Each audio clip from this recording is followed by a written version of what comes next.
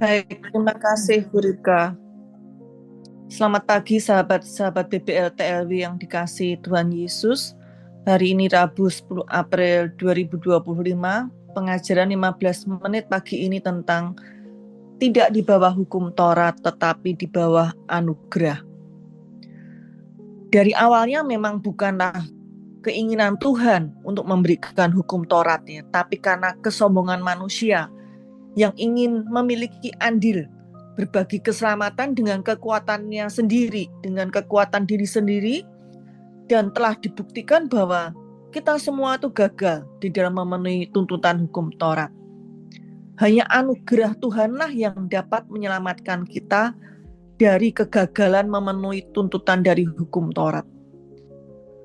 Tuntutan hukum Taurat dan akibat-akibatnya juga ya, yaitu kutuk-kutuk dan dosa. Dan Tuhan harus menjadi manusia, yaitu Yesus untuk menebus kita semua yang berdosa ini dengan darahnya sendiri.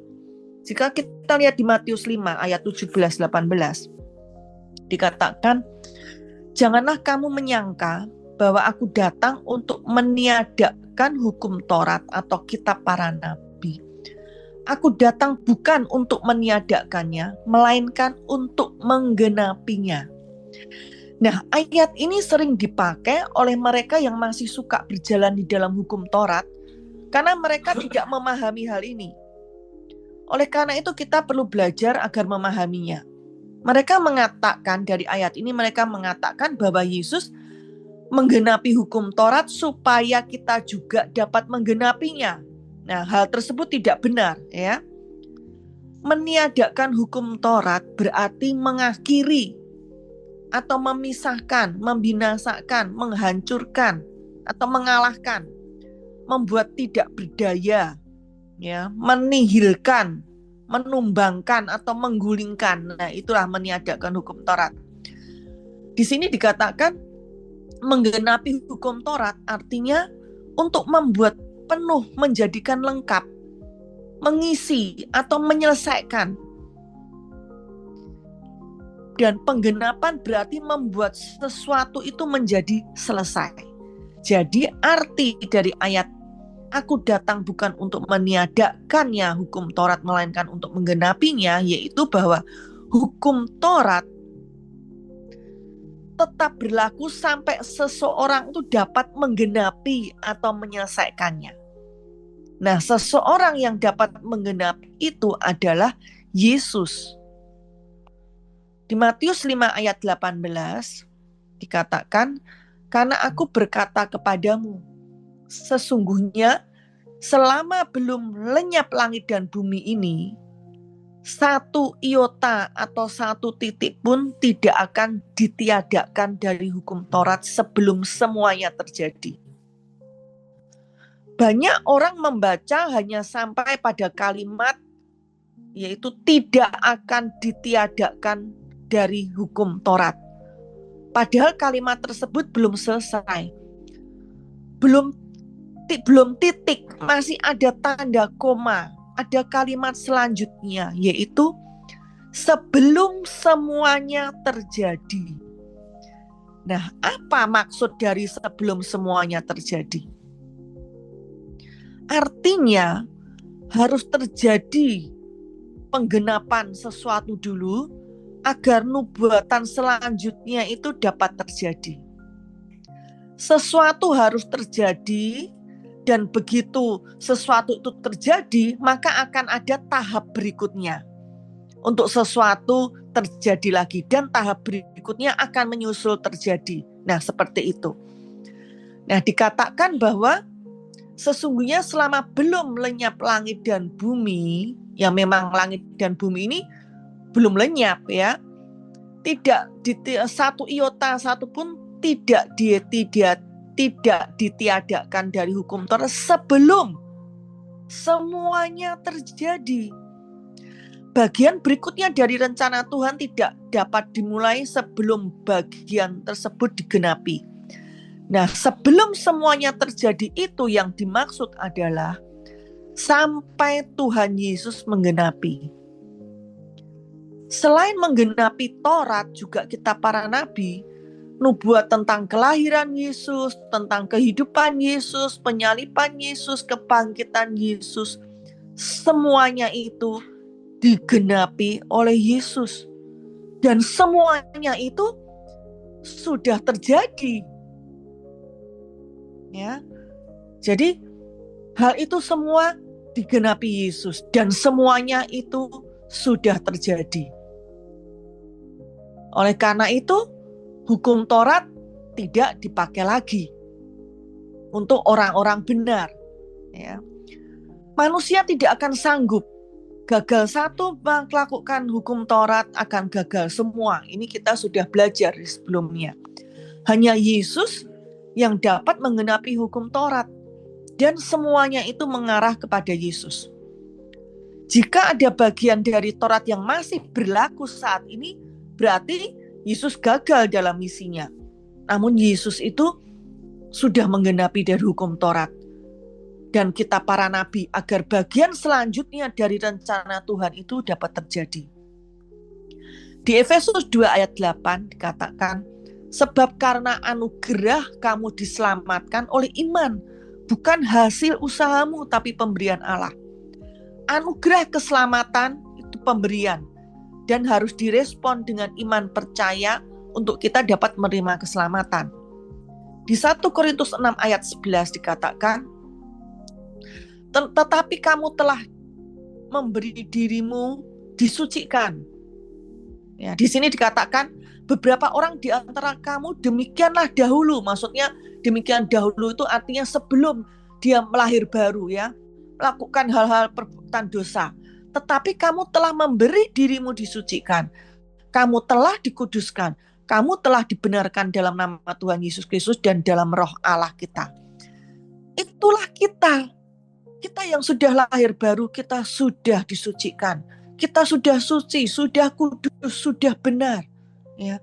Yang dianggap sebagai orang kudus, orang suci, bukan hanya orang-orang tertentu, orang-orang kudus yang di dalam perjanjian, di bawah ikatan perjanjian lama. Bukan hanya murid Tuhan Yesus yang dikatakan sebagai orang-orang kudus.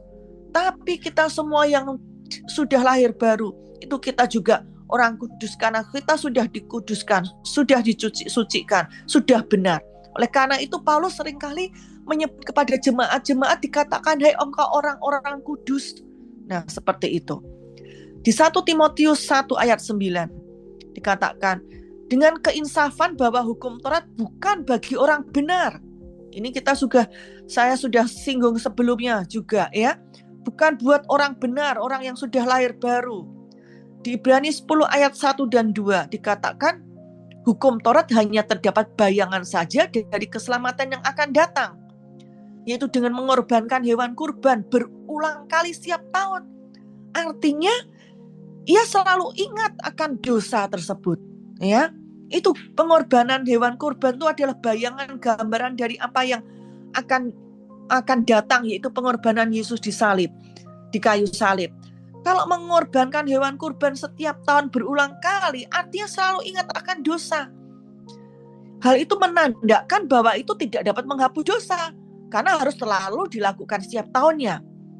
Hanya persembahan darah Tuhan Yesuslah satu kali cukup untuk menghapus dosa. Dan kita tidak bisa melayani Tuhan jika kita terus sadar dosa. Kita akan terus terintimidasi. Fokus kita yaitu Yesus, bukan lagi dosa. Nah inilah bedanya dengan agama. Agama itu selalu membawa manusia fokus pada dosanya. Dibawa manusia untuk mengoreksi diri. Untuk menghitung lagi apa yang selama ini sudah diperbuat. Dibawa terus pada kesadaran akan dosa. Itulah agama. Kekristenan tidak seperti itu. Masalah dosa sudah selesai. Apa yang bisa membawa manusia ke neraka? Nah, anugerah keselamatan diberikan hanya kita merespon dengan iman percaya. Yang bisa membawa manusia ke neraka, yaitu mereka yang menolak anugerah keselamatan yang daripada Tuhan. Yesus adalah juru selamat. Bagaimana mereka bisa menerima keselamatan? Semua manusia yang lahir dalam dosa, dalam dunia ini semua manusia berdosa dan sedang terus berjalan menuju neraka. Jika mereka tidak merespon Sang Juru Selamat, keselamatan itu, ya dia terus menuju neraka. Bukan Tuhan yang membuang ke neraka. Di Ibrani 9 ayat 14 dikatakan, betapa lebihnya dari darah Yesus, roh yang kekal mempersembahkan dirinya sendiri sebagai persembahan yang tidak bercacat. Ya. Di bawah perjanjian baru, kita bisa menjalani kehidupan dengan bebas dari kesadaran akan dosa. Karena kita memahami dan mempercayai darah Yesus yang membersihkan dosa kita satu kali untuk selama-lamanya. Sebagai persembahan yang tak bercacat, menyucikan hati nurani kita dari perbuatan yang sia-sia. Ya, hati nurani kita, membersihkan hati nurani kita dari perbuatan yang sia-sia. Supaya dikatakan dengan jelas di Ibrani 9 dikatakan, supaya kita dapat beribadah kepada Allah yang hidup. Nah, kita tidak terintimidasi lagi. Di Matius 9 ayat 17 dikatakan bahwa anggur yang baru tidak dapat diisikan ke dalam kantong kulit yang tua. Jika demikian, kantong itu akan terkoyak. Dan anggur yang baru yang disimpan orang dalam kantong yang baru pun akan terbuang sia-sia, kantong itu pun akan hancur. Ya, anggur yang baru disimpan orang dalam kantong yang baru pula. Dengan demikian akan terpelihara keduanya. Yesus dan agama tidak dapat dicampur, tidak boleh dicampur. Sebagai orang percaya yang sudah lahir baru, jika masih mencampurkan ini, kita harus bertobat, yaitu metanoia, pembaruan pola pikir kita, perubahan mindset kita. Dengan kebenaran firman Tuhan, kita gantikan pola pikir kita yang lama. Galatia 2 ayat 21 dikatakan, aku tidak menolak anugerah Allah, sebab sekiranya ada kebenaran oleh hukum Taurat, sia-sialah kematian Yesus. Berpaling dari iman dan kembali kepada hukum Taurat, ikatan perjanjian lama, akan membatalkan pekerjaan Kristus bagi hidup kita. Kita akan rugi. Kita hidup di bawah anugerah Tuhan. Tidak lagi berpikir, ya, kita yang hidup di bawah anugerah Tuhan tidak lagi berpikir bahwa upaya kita yang dapat menyelamatkan diri kita atau memperoleh perkenanan.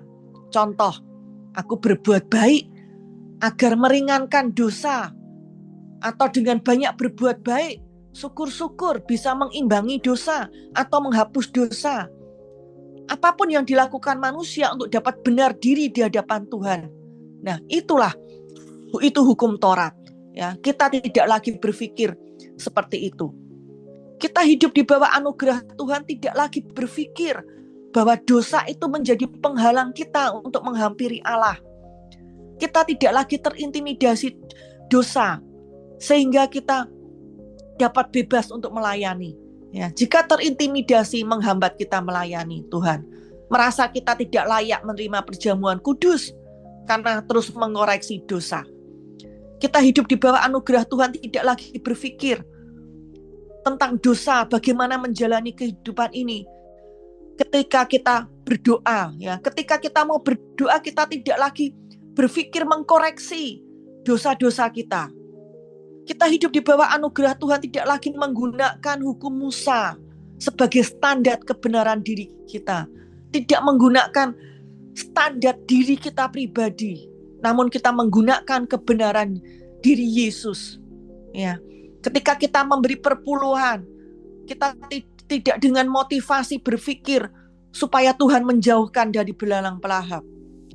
Kita hidup di bawah anugerah Tuhan, tidak lagi fokus pada upaya untuk diri kita berubah, perubahan tingkah laku, kebiasaan, perbuatan yang tidak baik.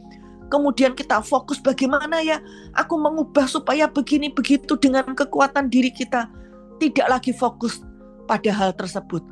Seharusnya kita semuanya itu kita fokus pada hubungan kita dengan Tuhan. Apa yang Yesus sudah selesaikan di kayu salib. Bagaimana identitas kita di dalam Kristus. Bagaimana Tuhan memandang diri kita. Bahwa Tuhan memandang roh kita yang sudah sempurna. bahwa Tuhan mengasihi kita. Dan dengan tanpa upaya, hal itu mengubah kehidupan kita. Akan termanifestasi hal-hal yang Tuhan sudah sediakan di dalam roh kita, termanifestasi di dalam kehidupan kita. Demikian pengajaran 15 menit ini, Tuhan Yesus memberkati.